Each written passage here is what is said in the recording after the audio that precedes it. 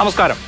പൗരത്വ നിയമത്തിന്റെ ചട്ടങ്ങൾ പ്രസിദ്ധീകരിച്ചതിന് പിന്നാലെ രാജ്യവ്യാപകമായി പ്രതിഷേധം. ഡൽഹി സർവകലാശാലയിൽ പ്രതിഷേധിച്ച വിദ്യാർത്ഥികളെ പോലീസ് ക്യാമ്പസിൽ കയറി കസ്റ്റഡിയിലെടുത്തു. കേരളത്തിൽ വിവിധ യുവജന സംഘടനകൾ പ്രതിഷേധ പരിപാടികൾ നടത്തി. ചട്ടങ്ങൾ സ്റ്റേ ചെയ്യണമെന്നാവശ്യപ്പെട്ട് മുസ്ലിം ലീഗും ഡിവൈഎഫ്ഐയും സുപ്രീം കോടതിയെ സമീപിച്ചു. കേരളത്തിലെ ലോക്സഭാ തിരഞ്ഞെടുപ്പിന്റെ മുഖ്യ വിഷയമായി മാറിയിരിക്കുകയാണ് CAA. ഇന്ന് സൂപ്പർ പ്രൈം ടൈം ചർച്ച ചെയ്യുന്നു. ഭിന്നിപ്പിക്കുന്നത് വോട്ടിനോ? പൗരത്വ നിയമം മുഖ്യ തെരഞ്ഞെടുപ്പ് വിഷയമാകുമോ? ബംഗാളും അസാമും കലുഷിതമാകുമോ? വരുന്നത് പ്രതിഷേധ പരമ്പരയോ? ചർച്ചയിൽ Shri B Gopalakrishnan BJP, Shri A Sampath CPM, advocate Muhammad Shah Muslim League, doctor Fazal Gafoor MES എന്നിവർ. ചർച്ചയിലേക്ക് ആദ്യം ശ്രീ ബി ഗോപാലകൃഷ്ണൻ, BJP തനിച്ച് 370 സീറ്റ് നേടും, NDA മുന്നണി 400 സീറ്റ് നേടും എന്നൊക്കെ പറഞ്ഞത് വെറും തള്ളായിരുന്നു അല്ലേ? അങ്ങനെ അല്ലെങ്കിൽ പിന്നെ ഈ ഇലക്ഷന്റെ 2 ദിവസം മുമ്പ്, ഇലക്ഷൻ പ്രഖ്യാപിക്കുന്നതിന് 2 ദിവസം മുമ്പ് പൗരത്വ ഭേദഗതിയുടെ ചട്ടങ്ങൾ പ്രഖ്യാപിച്ച് പ്രതിഷേധങ്ങൾ ഉണ്ടാക്കി. അങ്ങനെ പ്രതിഷേധങ്ങൾ ഉണ്ടായാൽ സ്വാഭാവികമായും പോലീസ് നടപടി വേണ്ടി വരുമല്ലോ. അപ്പോൾ ഡിവിഷൻ ഉണ്ടാവും, രാജ്യത്താകപ്പാടെ കലുഷിതമായ അന്തരീക്ഷം ഉണ്ടാവും. അങ്ങനെയുള്ള ഒരു സാഹചര്യത്തിന് വഴി തുറക്കില്ലല്ലോ. ഇല്ല, വളരെ ഇന്നലെ ഏഷ്യാനെറ്റ് ചാനലിൽ ഡോക്ടർ ഫസൽ ഗഫൂർ പറഞ്ഞതുപോലെ വളരെ ബുദ്ധിപരമായിട്ട് പ്രതിപക്ഷ നേതൃത്വം നീങ്ങിയാൽ പോരെ, യാതൊരു കലുഷിതമായ അന്തരീക്ഷം ഉണ്ടാക്കാതെ ഒരു പ്രശ്നങ്ങളും ഇല്ലാതെ അങ്ങ് പോയാൽ പോരെ. എന്തിനാ BJP ഒരു നിയമം കൊണ്ടുവരുമ്പോഴേക്കും ആകെ കലുഷിതമാക്കുന്ന പ്രശ്നങ്ങളൊക്കെ ഉണ്ടാക്കുന്നത്? അപ്പോൾ 370 400 സീറ്റൊക്കെ പ്രതിപക്ഷം അടിച്ചെടുത്തോട്ടെ, ഞങ്ങൾക്ക് വിരോധമില്ല. എന്തായാലും താങ്കളുടെ ചോദ്യം എനിക്കിഷ്ടപ്പെട്ടു. അതുകൊണ്ട് ഞാൻ ആദ്യം എന്താണ് ഈ പൗരത്വ നിയമം? കാരണം വ്യാപകമായി തെറ്റിദ്ധരിപ്പിക്കപ്പെടുകയാണ്. പൗരത്വ നിയമം എന്ന് പറഞ്ഞാൽ ഉടനെ ആളുകൾ, ഇവിടുത്തെ രാഷ്ട്രീയ നേതൃത്വം, നമ്മുടെ സമ്പത്തിനെ പോലുള്ള ആളുകൾ പറഞ്ഞുണ്ടാക്കുന്നത് ഇതേതാണ്ട് ഇവിടുത്തെ ജനങ്ങൾക്കെതിരാണ് എന്നുള്ളതാണ്. അപ്പോൾ ഇവിടുത്തെ ജനങ്ങളുമായി ഒരു ബന്ധവുമില്ലാത്ത ഏതെങ്കിലും 4 പൗരത്വം ഈ നാട്ടിൽ നിന്ന് പോയി പാകിസ്ഥാനിലോ ബംഗ്ലാദേശിലോ അഫ്ഗാനിസ്ഥാനിലോ കഴിയുന്ന ക്രിസ്ത്യാനികൾക്ക് കൊടുക്കുന്നതിന് എന്താ ഇത്ര വിഷമം? ബൗദ്ധനും ജൈനനും ഹിന്ദുക്കൾക്കും കൊടുക്കുന്നതിന് എന്തിനാ ഇവർ വിഷമമുണ്ടാക്കുന്നത്?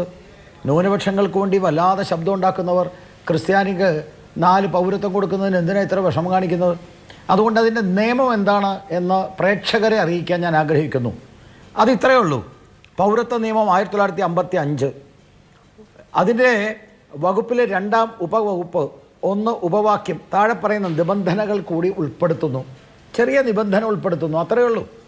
ഹിന്ദു, സിഖ്, ബുദ്ധ, ജൈൻ, പാർസി, ക്രിസ്ത്യൻ സമുദായങ്ങളിൽപ്പെട്ട അഫ്ഗാനിസ്ഥാൻ, ബംഗ്ലാദേശ് അല്ലെങ്കിൽ പാകിസ്ഥാൻ എന്നീ രാജ്യങ്ങളിൽ നിന്നും ഭാരതത്തിൽ 2014 ഡിസംബർ 31 മുമ്പ് പ്രവേശിക്കുന്ന ഏതെങ്കിലും വ്യക്തിയെ പാസ്പോർട്ട് പ്രവേശന നിയമം 1920 വകുപ്പിലെ 3 ഉപവകുപ്പിലെ 2 ഉപവാക്യത്തിലെ വ്യവസ്ഥകളിൽ നിന്നും അല്ലെങ്കിൽ ഫോറിനേഴ്സ് ആക്ട് 1946 അല്ലെങ്കിൽ അതിൻ്റെ കീഴിലുള്ള ഏത് ചട്ടമോ ഉത്തരവോ ബാധകമാക്കുന്നതിൽ നിന്നും കേന്ദ്ര സർക്കാർ ഒഴിവാക്കിയിരിക്കുന്നു.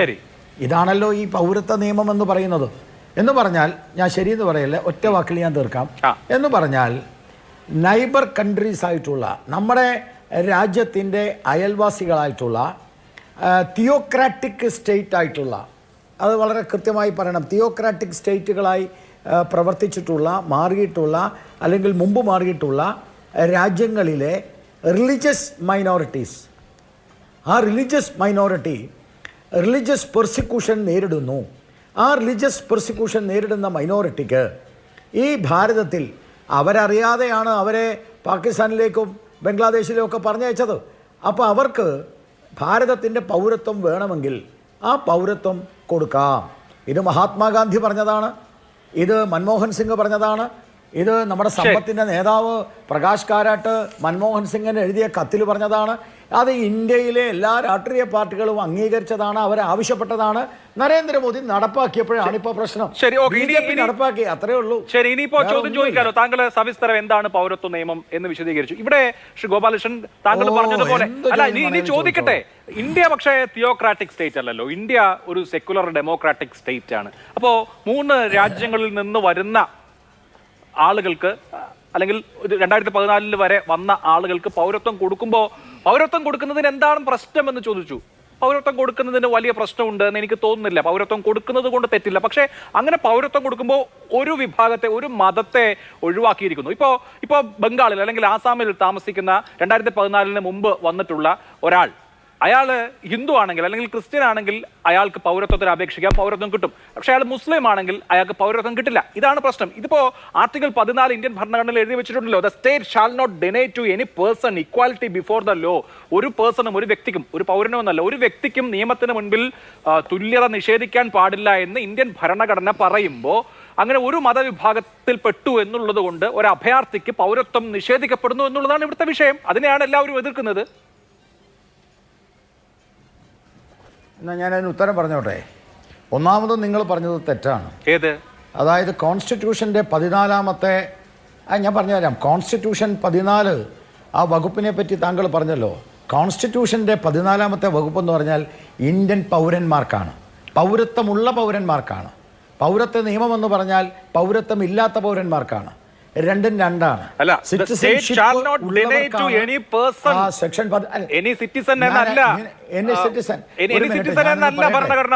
വേണ്ട, ഞാനൊന്ന് പറയട്ടെ. ഞാൻ ഭരണഘടന എന്ന് പറയുന്നത് സിറ്റിസൺഷിപ്പാണ്.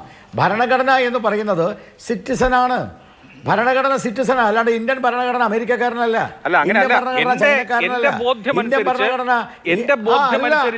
ഇന്ത്യൻ ടെറിട്ടറിയിൽ താമസിക്കുന്ന എല്ലാവർക്കും, പൗരന്മാർക്കും പൗരന്മാരല്ലാത്തവർക്കും നിയമത്തിന് മുൻപിൽ തുല്യത എന്നാണ് ഇന്ത്യൻ ഭരണഘടന വിഭാവനം ചെയ്യുന്നത്. അത് പൗരത്വമുള്ള ആൾക്ക് മാത്രമല്ല ഈ അവകാശം. ഞാനെന്നാ അങ്ങോട്ട് പറഞ്ഞു തരാം. ഇന്ത്യൻ ഭരണഘടന എന്ന് പറയുന്നത് ഇന്ത്യൻ സിറ്റിസനാണ്.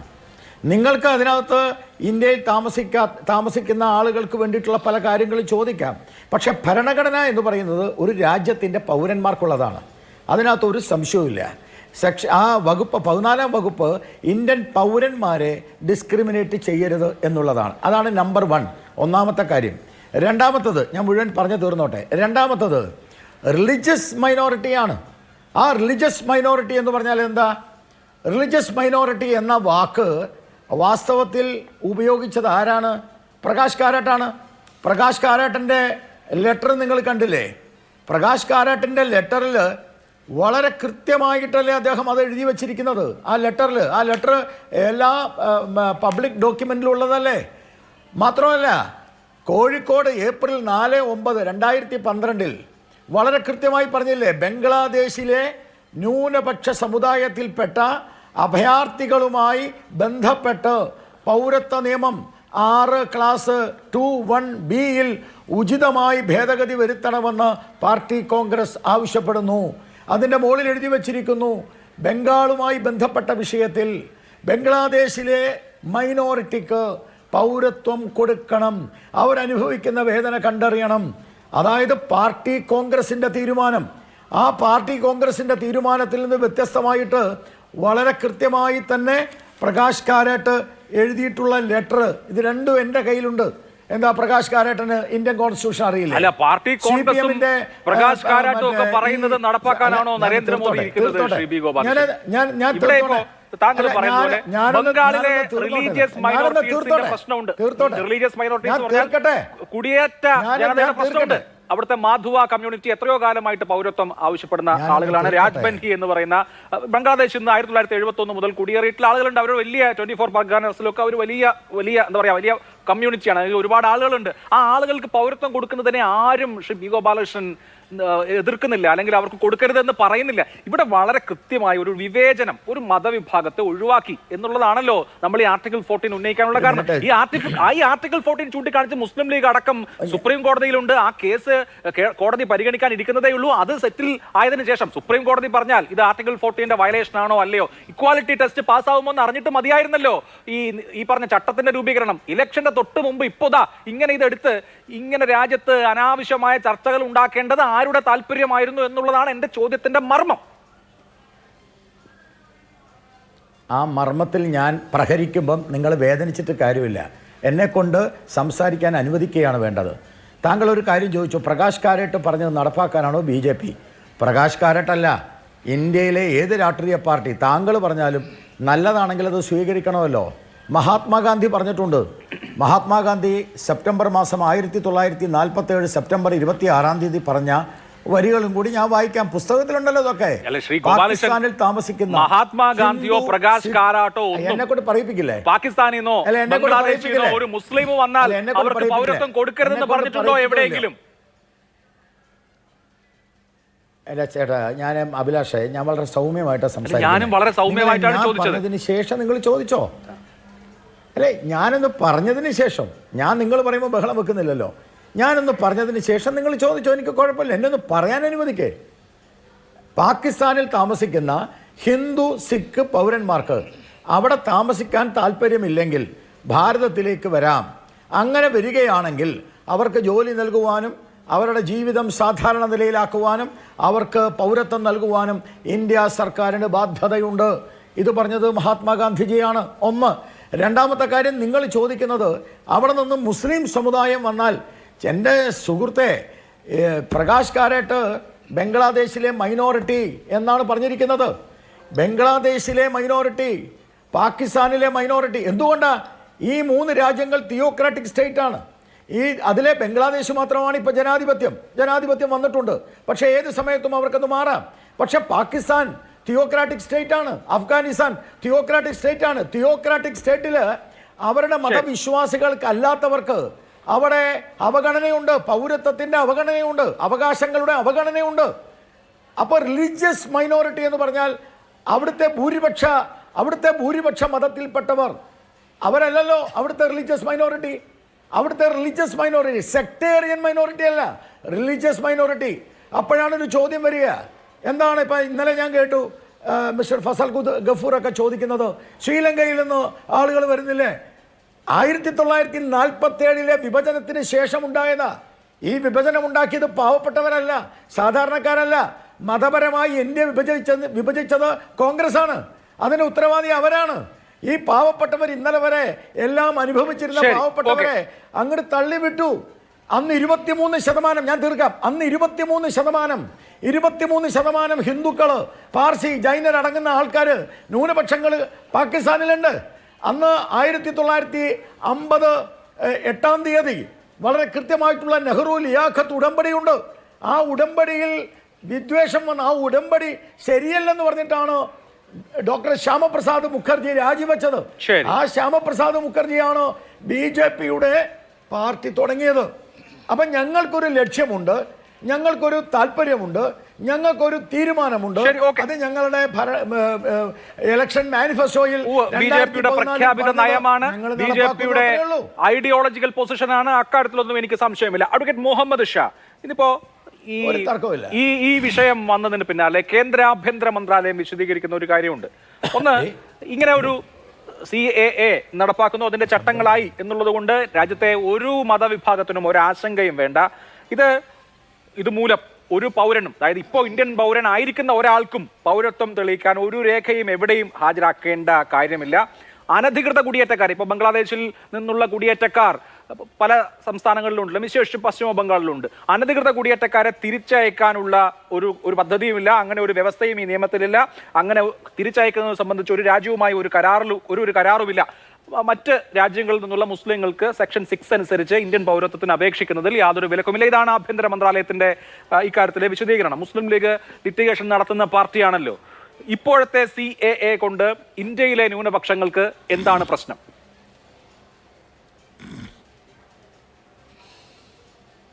ഇത് മുസ്ലിമീങ്ങളുടെ പ്രശ്നം വരുമ്പോൾ മുസ്ലിമീങ്ങൾ ഒച്ചവെക്കുക, ഹിന്ദുക്കളുടെ പ്രശ്നം വരുമ്പോൾ ഹിന്ദുക്കൾ സമരം നടത്തുക, ക്രിസ്ത്യൻ പ്രശ്നം വരുമ്പോൾ ക്രിസ്ത്യൻകൾ സമരം ചെയ്യുക. ഇങ്ങനെയൊന്നും അല്ല നമ്മുടെ രാജ്യത്തിൻ്റെ ഭരണഘടനാ സംവിധാനം. ഒരു കോൺസ്റ്റിറ്റ്യൂഷണൽ വയലേഷൻ ഉണ്ടായാൽ, ഒരു മൗലികാവകാശത്തിൻ്റെ വയലേഷൻ ഉണ്ടായാൽ അത് വയലേഷനാണ്. എന്നെ ബാധിക്കാത്തത് കൊണ്ട് ഞാൻ വയലേഷനാണെന്ന് പറയാൻ പാടില്ല. എനിക്ക് ഗുണകരമായതുകൊണ്ട് ഞാൻ വയലേഷൻ ആണെങ്കിലും നടക്കണമെന്ന് പറയണം. അത് ഇന്ത്യ അല്ല. ഇന്ത്യ എന്ന് പറഞ്ഞാൽ നമുക്ക് ഇപ്പോൾ എനിക്ക് ഗോപാലകൃഷ്ണൻ്റെ ഈ മിസ്ഇൻറ്റർപ്രിട്ടേഷൻ ഉണ്ടല്ലോ കോൺസ്റ്റിറ്റ്യൂഷൻ, അത് വലിയ തെറ്റാണ്. കോൺസ്റ്റിറ്റ്യൂഷൻ്റെ ആർട്ടിക്കിൾ 14-ഉം ആർട്ടിക്കിൾ 16-ഉം ആർട്ടിക്കിൾ 19-ഉം ആർട്ടിക്കിൾ 21-ഉം ഫ്രെയിം ചെയ്തിരിക്കുന്ന രീതി നിങ്ങൾ നോക്കണം. Article 14 is applicable to every person. Article 21 is applicable to every person. Article 16 and 19 is applicable to the citizen of this country. Both are different. ഇത് രണ്ടാണെന്ന് പഠിക്കാത്തതുകൊണ്ടാണ് കുഴപ്പം. പഠിച്ചിട്ടും അങ്ങനെ പറയാൻ പറ്റുള്ളൂ എന്ന് തീരുമാനിക്കുന്നതുകൊണ്ടാണ് പ്രശ്നം. അങ്ങനെയൊന്നും ഭരണഘടനയെ മിസ്ഇൻറ്റർപ്രറ്റ് ചെയ്യരുത്. ഭരണഘടന വിഭാവനം ചെയ്ത സമയത്ത് തന്നെ ഇതൊക്കെ ചർച്ച ചെയ്തിട്ട് തന്നെ എഴുതിയതാണ്. ആ മിസ്ഇൻറ്റർപ്രിട്ടേഷൻ തെറ്റാണെന്ന് നിങ്ങളത് പരിഗണിക്കുക. ഇനിയെങ്കിലും പറയുമ്പോൾ അത് പറയാം. രണ്ടാമത്, നമ്മളിപ്പോൾ ക്ലാസിഫിക്കേഷൻ ആർട്ടിക്കിൾ 14 ഞങ്ങൾ ഇൻഫ്രിഞ്ച്മെൻ്റ് ഉണ്ടെന്ന് പറയുന്നത്, ക്ലാസിഫിക്കേഷൻ നടത്തുമ്പോൾ ഒരു രാജ്യത്തു നിന്നും മറ്റൊരു രാജ്യത്തേക്ക് വരുന്ന ഒരു മൈഗ്രൻ്റ്, ഒരു കുടിയേറ്റക്കാരൻ, അയാളെ അവിടെ പൊളിറ്റിക്കലി പെർസിക്യൂട്ട് ചെയ്യാം, റിലീജിയസ്ലി പെർസിക്യൂട്ട് ചെയ്യാം, കാസ്റ്റിൻ്റെ പേരിൽ പെർസിക്യൂട്ട് ചെയ്യാം, മറ്റ് റീസണിൻ്റെ പേരിൽ പെർസിക്യൂട്ട് ചെയ്യാം, പീഡനം നടത്താം. അങ്ങനെ നടത്തിക്കഴിഞ്ഞാൽ അവിടുന്ന് അദ്ദേഹം ഓടി ഇന്ത്യയിലേക്ക് വരും. ഇന്ത്യയിലേക്ക് വരുമ്പോൾ ഇവിടെ ഒരു ക്ലാസിഫിക്കേഷൻ വെച്ചു, പൊളിറ്റിക്കലായിട്ടോ ജാതിപരമായോ മറ്റ് കാരണങ്ങളോ പ്രോസിക്യൂട്ട് നടത്തിയാൽ നിങ്ങൾക്ക് പൗരത്വമില്ല, മതത്തിൻ്റെ പേരിൽ പ്രോസിക്യൂഷൻ നടത്തിയാൽ നിങ്ങൾക്ക് പൗരത്വം നൽകും. ഈ ക്ലാസിഫിക്കേഷൻ തെറ്റാണ്. മതത്തിൻ്റെ പേരിൽ മാത്രമല്ല, മതവിഭാഗങ്ങൾക്കുള്ളിൽ, ഇപ്പം മുസ്ലിം മതവിഭാഗങ്ങൾക്കുള്ളിൽ ഉണ്ടായ ഒരു തർക്കമാണെങ്കിലും പ്രോസിക്യൂഷൻ നടന്നാൽ ഇന്ത്യയിലേക്ക് അഭയം പാർപ്പിച്ചാൽ നമ്മൾ നോക്കേണ്ടത് ഹ്യൂമൻ റൈറ്റ്സ് ആണ്. ആ മനുഷ്യത്വത്തേക്ക് നമ്മൾ നോക്കിയിട്ട് അത് കൊടുക്കണം. ആ ക്ലാസിഫിക്കേഷൻ തെറ്റും. രണ്ടാമത്തെ ക്ലാസിഫിക്കേഷൻ, ഇന്ത്യക്ക് തൊട്ട് അയൽ രാജ്യങ്ങളായ പാകിസ്ഥാൻ, അഫ്ഗാനിസ്ഥാൻ, ബംഗ്ലാദേശ്, ഈ 3 രാജ്യങ്ങളെ സെലക്ട് ചെയ്തു. ഇൻറ്റൻഷനലി മ്യാൻമാറിനെയും ശ്രീലങ്കയും ഒഴിവാക്കി. ഇനി പറയുന്നു പാകിസ്ഥാനും ബംഗ്ലാദേശും ഇന്ത്യ വിഭജനവുമായിട്ട് ബന്ധമുണ്ടെന്ന്. അഫ്ഗാനിസ്ഥാനോ? ഒരു ബന്ധവുമില്ല. ഈ 3 രാജ്യങ്ങളിൽ നിന്നും ഇന്ത്യയിലേക്ക് വരുമ്പോൾ രാജ്യങ്ങളെ തമ്മിൽ ക്ലാസിഫൈ ചെയ്തു. അത് തെറ്റാണ്. അങ്ങനെ ക്ലാസിഫൈ ചെയ്ത് പൗരത്വം കൊടുക്കാൻ പറ്റില്ല. പൗരത്വം എന്ന് പറഞ്ഞാൽ അടിസ്ഥാനമാണ്. It is totally connected with the nationality of the country ആണ്. അതിന് നിങ്ങൾ അങ്ങനെ ക്ലാസിഫൈ ചെയ്യാൻ പറ്റില്ല. ആ ക്ലാസിഫിക്കേഷൻ തെറ്റാണ്. രാജ്യങ്ങളെ ഒഴിവാക്കിയ ക്ലാസിഫിക്കേഷൻ. അതിനുശേഷം അടുത്തത്, ഞങ്ങൾ ഇങ്ങോട്ട് വരുന്ന ആളുകളിൽ പെർസിക്യൂഷൻ റിലീജിയസ് ആയിട്ട് നടന്നു കഴിഞ്ഞാൽ അതിൽപ്പെടുന്ന ഇന്ന മതക്കാരെ ഒഴിച്ച് ബാക്കിയുള്ളവരെ മാത്രമേ കൊണ്ടുവരികയുള്ളൂ. ഉദാഹരണത്തിന് ഇപ്പോൾ മ്യാൻമാറിൽ നിന്നും ഇന്ത്യയിലേക്ക് വരുന്ന ഒരാൾ, അതിൽ മുസ്ലിമുകളെ ഒരുപക്ഷെ പെർസിക്യൂട്ട് ചെയ്തേക്കാം. അവിടെ മുസ്ലിമുകളെ സപ്പോർട്ട് ചെയ്ത ഹിന്ദുക്കളുണ്ടാകാം. വർഗീയമായി പെർസിക്യൂഷൻ നടന്നതിനെ എതിർത്ത ഹിന്ദുക്കളുണ്ടാകും. അവരും പെർസിക്യൂഷൻ വഹിച്ചെന്നിരിക്കും. അവരവിടുന്ന് പലായനം ചെയ്ത് ഇന്ത്യയിൽ വന്നിരിക്കും. അവിടെ വരുമ്പോൾ ഇവിടെ വരുന്ന ആളുടെ മതം നോക്കി പൗരത്വം കൊടുക്കാൻ തീരുമാനിക്കും. പൗരത്വം എന്ന് പറഞ്ഞാൽ ഒരാൾക്ക് കൊടുക്കാൻ ഇന്ത്യ പോലൊരു രാജ്യം തീരുമാനിക്കുന്നത് മാനുഷികമായ പരിഗണനയിൽ നിന്നുകൊണ്ടാണ് നമ്മൾ കൊടുക്കുന്നത്. അദ്ദേഹം അത് ആഗ്രഹിക്കുന്നുണ്ട്. അദ്ദേഹം കൊടുക്കുമ്പോൾ അദ്ദേഹത്തിൻ്റെ പേര്, നാള്, ഐഡൻറ്റിറ്റി, അദ്ദേഹം വന്ന രാജ്യം, അദ്ദേഹത്തിൻ്റെ മതം, ഇതൊക്കെ പരിശോധിച്ചാൽ കൊടുക്കാൻ പോകുന്നതെന്ന് പറഞ്ഞാൽ അത് ഇന്ത്യയുടെ കോൺസെപ്റ്റ് അല്ല. അപ്പോൾ ആർട്ടിക്കിൾ 14 വയലേഷൻ കാണിച്ചുകൊണ്ട് നിങ്ങളത് കൊണ്ടുവരുമ്പോൾ, നിങ്ങൾ ഗാന്ധി എല്ലാവരും നിങ്ങൾ കോട്ട് ചെയ്യല്ലേ? നിങ്ങൾ കോട്ട് ചെയ്യുമ്പോൾ ഒരു കാര്യം നിങ്ങൾ മനസ്സിലാക്കുക, എക്സ്ക്ലൂഷൻ ഇവരാരും പറഞ്ഞിട്ടില്ല. ഈ എക്സ്ക്ലൂഷൻ നടത്തി എന്നുള്ളതാണ് അതിനകത്തെ പ്രശ്നം. ആ എക്സ്ക്ലൂഷൻ നടത്താതെ, രാജ്യങ്ങളെ എക്സ്ക്ലൂഷൻ നടത്താതെ, പെർസിക്യൂഷൻ്റെ മോഡിനെ നിങ്ങൾ എക്സ്ക്ലൂഷൻ നടത്താതെ, മതങ്ങളെ എക്സ്ക്ലൂഷൻ നടത്താതെ മുഴുവൻ ആളുകൾക്കും പൗരത്വം കൊടുക്കണമെന്നാണ് ഞാൻ പറയുന്നത്. അത് മനുഷ്യാവകാശ പ്രശ്നമാണ്. അതൊരു മാനുഷിക പ്രശ്നമാണ്. അത് കൊടുക്കേണ്ടതുണ്ട്. ഹിന്ദുവായ ആളുകൾക്ക്, സിഖുകാരായ ആളുകൾക്ക്, ക്രിസ്ത്യാനികളായ ആളുകൾക്ക്, പാഴ്സികൾ ഇന്ത്യയിൽ വന്നാൽ അവർക്ക് കൊടുത്തേ മതിയാവും, കൊടുത്തിരിക്കണം.